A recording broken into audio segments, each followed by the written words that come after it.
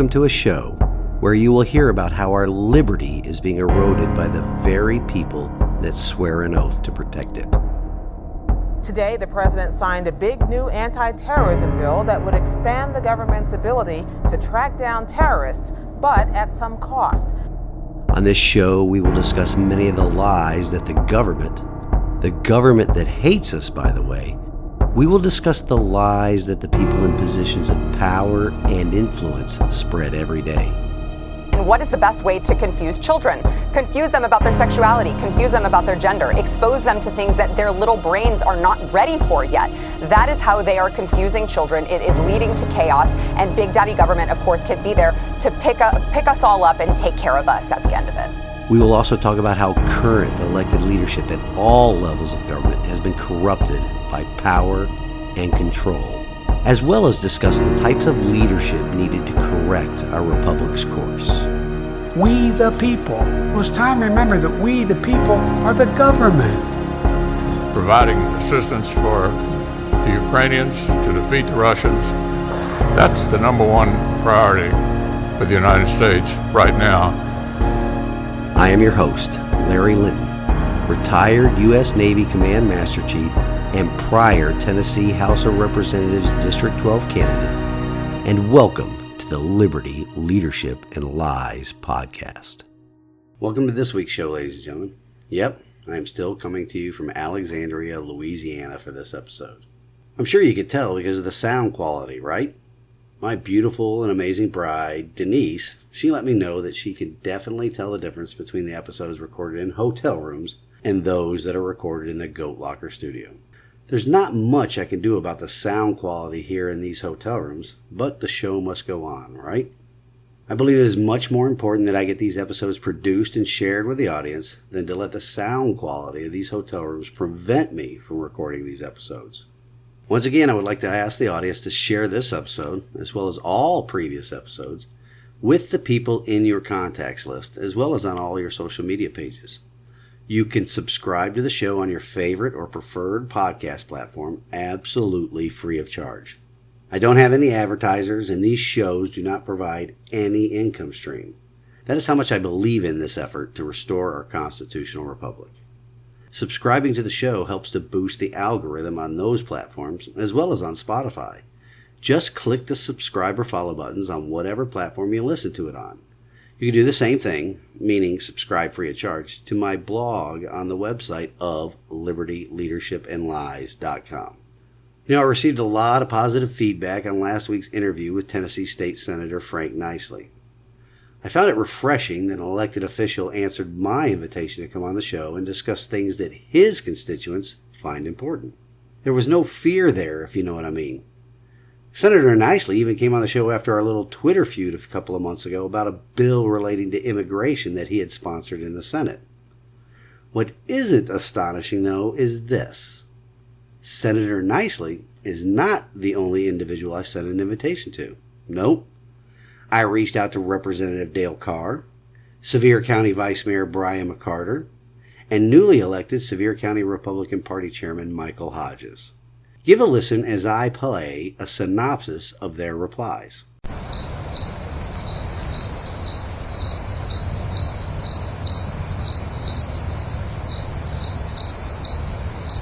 Yep, no replies as of yet, ladies and gentlemen. That isn't astonishing in the least, right? I will be reaching out to the two county commissioners that represent the district of Sevier County that I live in once I return home and see if they would like to come on the show as well. Those individuals are Mr. Todd Humble and Mr. Brian Delius. Their answers will probably be quite similar to Representative Carr's and Chairman Hodges, though. Same as the vice mayors.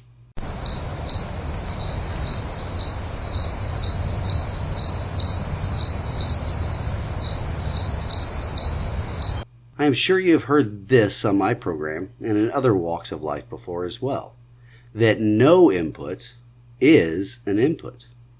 Quite often, a refusal to answer a question speaks louder than any actual answer a person may provide. So, just what is the reasoning behind the silent treatment, the refusal to come on? Oh, I'm sure there's some personal animosity towards me that comes into play. In fact, during the meeting I had a couple of weeks ago with a member of the Sevier County Republican Party Executive Committee. I believe I mentioned that on the program. Anyway, it was confirmed that leadership members on the County Republican Party are holding my independent candidacy against me. They believe, much like Tennessee Republican Party Chairman Scott Golden does, that it was a quote-unquote mistake for me to run as an independent in 2022. Of course, Scott Golden and the rest of the party elite will never take responsibility for their own bylaws forcing people to run as independents. But hey, when you are in the incumbent protection racket like they are, nothing is more important than maintaining control of the party apparatus. But outside of the personal animosity, why else would they not want to come on a program that caters mostly to their constituency? It's just another one of those pesky why questions, right? Whenever an elected official refuses to answer a question from their constituents, it is because of one main reason. They don't want their position known to the voters and the people they represent. They are scared to take a public stance for fear of losing re-election. Because most politicians, eventually, they lack principles. We've discussed that before. After a period of time in elected office, their once held principles become as solid and firm as a Twizzler stick or a bowl of Jell-O. Maybe, though, it is because they serve another master. A master that is completely different than those that elected them. That, too, is often the case.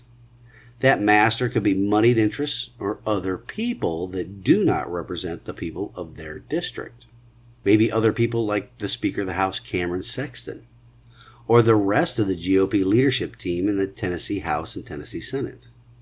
Geez, what would the possibility of that be? That would explain a lot of votes and actions by elected members of the Tennessee General Assembly. Once again, I will remind the voters here in Sevier County, as well as every voter across the country, just look up the campaign finance filings of the state and federal officials that are elected to represent you. Always follow the money. When you do that, you will know which way these elected officials will vote. Actions always speak louder than words. Elected officials, for the most part, will always do the bidding of those that are donating the most money to them, not the bidding of their constituents, especially if they have been in office for a long time. This leads them to becoming a master in the realm of political speak, almost never taking a firm stance on principles, unless those principles involve their re-election chances. Or they will completely take a firm stance on something that will ensure compliance with the government's wishes, not the people's. I recently shared a statement in my blog by Supreme Court Justice Neil Gorsuch. You should all give that a read. You should also print that statement off and have it on your person whenever government comes along with another one of their unconstitutional edicts when, not if, but when, the next emergency hits. Speaking of the next emergency, the globalist World Health Organization is already predicting a global pandemic that will make the last one look like a walk in the park. Meaning, the WHO and all the governments that recently abdicated some sovereignty over to it, which includes the United States of America under Joe Biden, they will exercise more tyranny than they did during the COVID scandemic. Mark my words, it is coming, folks, and there is nobody coming to your rescue but yourselves. Sear this phrase into your brain. I will not comply. That is the only proper answer to government trying to remove your self-evident, inalienable, God-given rights that are protected under our Constitution. Before the next scandemic, though, it looks like the next declared government emergency is just around the corner, in mere days. Just how can you tell that is coming? Well, just look at the scare tactics the usurper-in-chief, along with the other usurpers in government and their useful idiots, are using the past few weeks. Just what situation are they all warning us to prepare for? as well as using it to demagogue and paint their adversaries as extremists in order to prevent the next emergency. These scare tactics that they're trying to use to get us to do something against our beliefs. If you cannot figure out what I'm referring to, it is this: the debt ceiling fight. Competent and good leadership, servant leadership, does not engage in scare tactics to accomplish their goals and to get their team on board. Do you think Vince Lombardi ever told his team that if they did not focus on being brilliant on the basics of football, that the players would all lose their lives? Using fear as a motivation to accomplish tasks and goals is a method only used by tyrants. Again, not servant leaders. In the debt ceiling fight, the usurpers and their useful idiots are trying to get every citizen on their team with dire warnings about the consequences of failing to raise the debt ceiling. Millions of jobs will be lost, there will be out of control inflation. They don't share actual facts or engage in sound reasoning and logical arguments. No, selfish leadership, which is just about everybody in elected office these days, selfish leadership and tyrants rely on these scare tactics to accomplish their goals, to coerce their quote-unquote team, which is us, to follow their plans. Everybody must toe the line with the sky is falling message to get the Congress to authorize more reckless borrowing and spending. Just look at the recent pandemic, how they used fear and scare tactics to lock us in our homes, shut down our businesses, cripple the economy, missed loved ones' funerals, all to get compliance. Or look at how they tried to make the public scared that Russia had cheated and helped to elect Donald Trump as president in 2016. Never mind the fact that the commies in our governments, and those on the left all over the country, are neck deep in collusion with just about every adversary of the United States of America that are on this planet to obtain and maintain power. And they use our tax dollars under the guise of foreign aid to obtain and maintain that power and influence overseas. That's our sweat equity. In other words, as we've said many times on the show before, they use our own money against us. Isn't that just peachy? And it's all smoke and mirrors, ladies and gentlemen. All of it is designed to usurp the people's liberty. The gnashing of teeth and rending of garments by the communists in their arguments surrounding the so-called debt ceiling crisis, they're no different. Nearly every single one of these evil people, including the installed usurper-in-chief, have taken to legacy media and social media with dire predictions about what will happen if the debt ceiling is not increased. What will happen if the government is restricted in borrowing and spending money. Dementia Joe, well, he even shared a graphic on one of his social media accounts that showed his plan to, quote, reduce the deficit by $3 trillion, unquote. Well, let's break down his plan, shall we? It's a scare tactic. And the graphic he shared, more like some underling shared it that is trying to maintain the facade that Dementia Joe could even put something together like that plan. But anyway, on the graphic under the heading of cut spending, he lists 4 main points.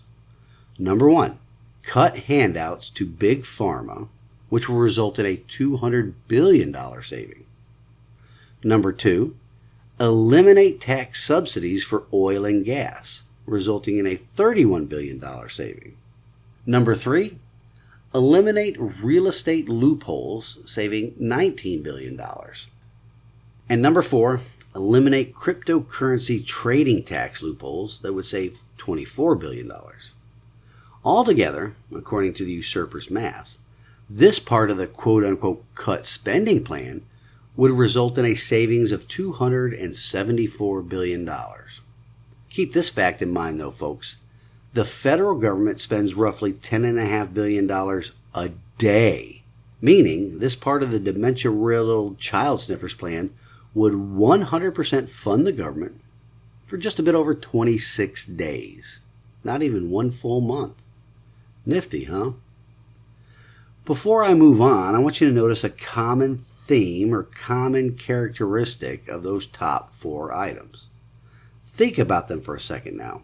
Big pharma, oil and gas, real estate, cryptocurrency. What do they all have in common? Well, we'll come back to that in a minute. First, we are going to discuss the ice cream connoisseur's 5, yes, 5, not 4, 5 points on how to raise revenue in order to reduce the deficit by $3 trillion. Here they are, point by point. Number 1, impose a billionaire minimum tax. The stated savings from doing that would be $400 billion. Notice how they always say savings by taxes. Number 2, raise the top income tax rate, with the stated savings listed as $200 billion. Number 3, tax stock buybacks. That is listed as a savings of $200 billion. Number 4, raise taxes on large corporations. This is the largest bit of savings listed in the Biden's plan. It comes in at a whopping $1.3 trillion. Yes, trillion with a T. That's a huge number, folks.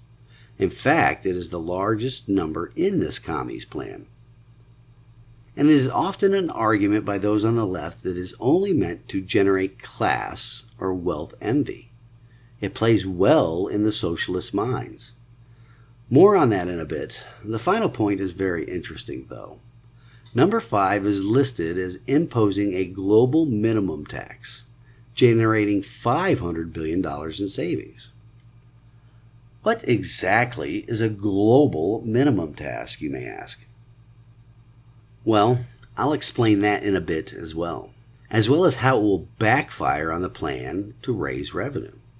But the 5 things I just listed, the last 5 that are part of the Biden's plan to reduce the deficit, they all have a common theme as well. Do you know what the common theme is with those 5 items? Did you figure out what the common theme was among the first 4 as well? Well, the common thing among the first 4 is this. They are all part of the private sector of the U.S. economy. Sure, there is some government regulation involved with each of them, but they are all part of private sector wealth generation, which is always part of the commie's plans. Destroy private sector wealth generation, then swoop in to take over that little part of the economy, all for the public good. But I'm not sure what Biden means in point 1 of the spending cuts as it relates to handouts to big pharma, though. After all, it was government working with big pharma for the past 3 years in their attempts to subject everybody to their experimental vaccines purchased by the government with the taxpayers' money. Also, notice how he wants to cut subsidies for the oil and gas industry, and only the oil and gas industry. The Green New Deal this president passed and lied to the citizens by calling it an infrastructure bill, it is overflowing with subsidies for green energy projects as well as diversity, equity, and inclusion projects. These pet projects that only cost Americans more money in the long term. Then, he is also going after what he calls real estate loopholes and cryptocurrency trading. These are just attempts to squeeze every dime out of the taxpayers that they possibly can. So to be clear, the usurper's first 4 points are all about punishing private sector wealth generating parts of the economy. It has nothing to do with actual government spending cuts. None whatsoever. And now that we talked about what the first 4 things had in common, that should give you all a clue as to what the common theme is about the last 5 points that are part of the commie's revenue-raising plan. Yep, it is more government taking and not touching government spending, using the taxing power of the government to punish the people themselves. No matter how they label it, it is the people that end up paying the taxes. Let's circle back to number 4 on the raise revenue side of the graphic we're talking about. raise taxes on large corporations. I sincerely hope most people by now are no longer fooled by that statement. At least people that are capable of critical thinking are no longer fooled by the concept that you can raise taxes on corporations and it is not a tax increase on the people. Ladies and gentlemen, corporations do not pay taxes. Sure, taxes may be collected from them, but the companies only increase the price of the product or service they provide to cover the government-imposed increase in the cost of doing business. Let's break it down into simple math for all the mindless lemmings out there that believe that government lie. For example, we'll use something called Acme Widget Company, something I just made up. As the name suggests, Acme produces widgets. It's a very popular tool for Americans, and just about everybody has one or will purchase one. In order to pay the workers' salaries, meet government safety regulations, keep the company operating in the black for future expansions, as well as setting a little bit aside for potential disturbances in the market like supply chain issues, Acme charges $10 for each widget sold.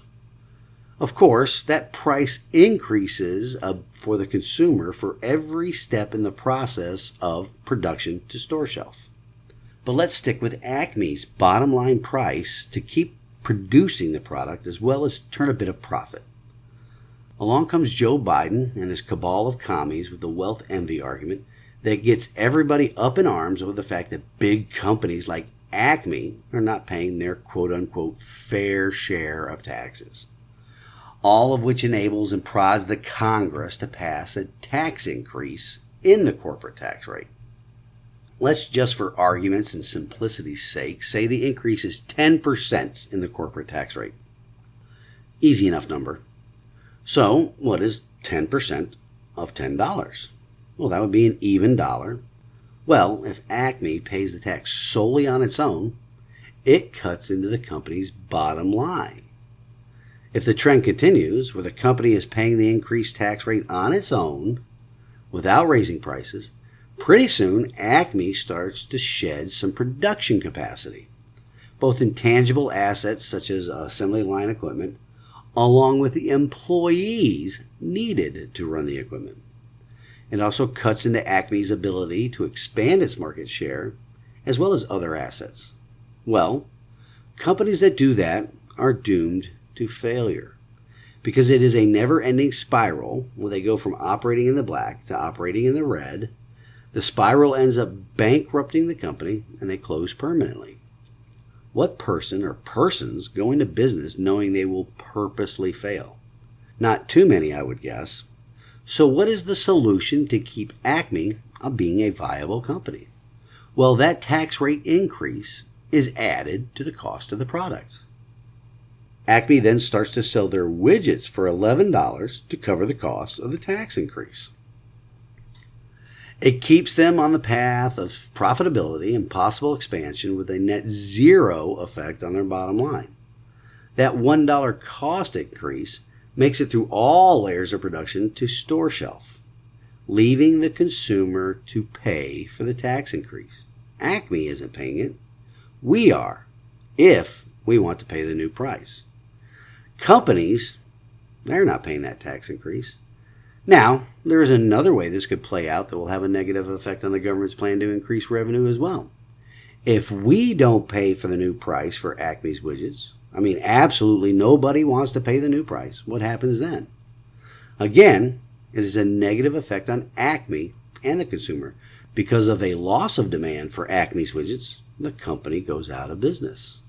The owner shutters it permanently, and they'll do something else that leads to the discussion on number 5 here in a bit.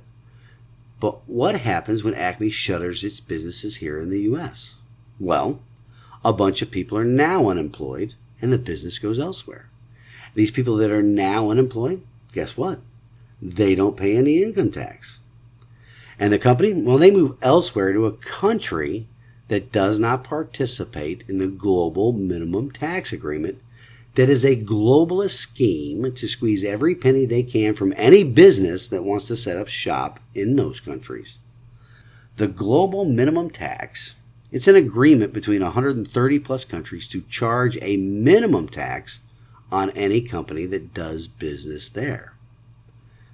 A completely communist way of thinking, right? But the global minimum tax is not happening in every country.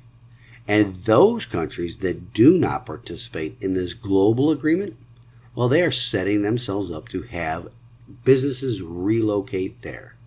That's a win for those countries, but a loss of jobs and the resulting revenue for those countries that have agreed to participate in that tax and spend scheme.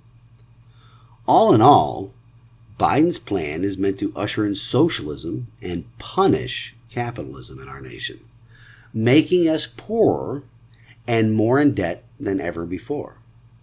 Because, even with the loss of revenue, our government is too addicted to its spending habits, and it won't change unless there is a quote-unquote intervention and they are forced into withdrawal for their addiction. A way to do that is to not raise the debt ceiling, forcing the federal government to live within its means and shed unnecessary and unconstitutional spending. Don't believe the lies that we won't pay our bills because the debt ceiling isn't raised. The government generates enough tax revenue to pay the interest payments on its debts. Government revenue doesn't fund interest payments and funding for all of its liberty-eroding pet projects, though. And the usurpers, they would rather default on interest payments than implement any cuts to their vote-buying and influence peddling schemes that only put the taxpayers under more and more of a debt burden. That is why they are screaming the loudest about raising the debt ceiling and using scare tactics to get the people to push their elected officials into some sort of compromise. The House of Representatives already passed some sort of compromise bill, so it's just up to the Senate and the President to deal with it. But they won't. Realize this, ladies and gentlemen. Any compromise, though, puts more generations of the citizens into debt bondage. It is time for the spending-addicted government to quit cold turkey, go through the withdrawals, and come out stronger on the other side. It won't happen, but it is necessary.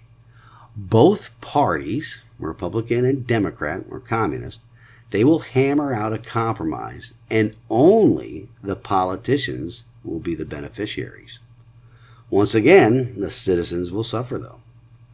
Do not let the scare tactics work. They are a tool of tyrants. Communicate often and strongly with all of your federal elected officials. Tell them no increase to the debt ceiling. Congress needs to get its spending under control. That's it for this week, ladies and gentlemen, and I truly hope you enjoy the show. Once again, if you did enjoy the show, please share it with everybody in your contacts list, as well as on all of your social media pages. Also, you can subscribe to the show on Spotify, Apple, Rumble, YouTube, and many other platforms as well. It's totally free, and it helps to boost the message. In closing, we have this week's wisdom from God's Word, and today it comes to us from Psalms 34:4.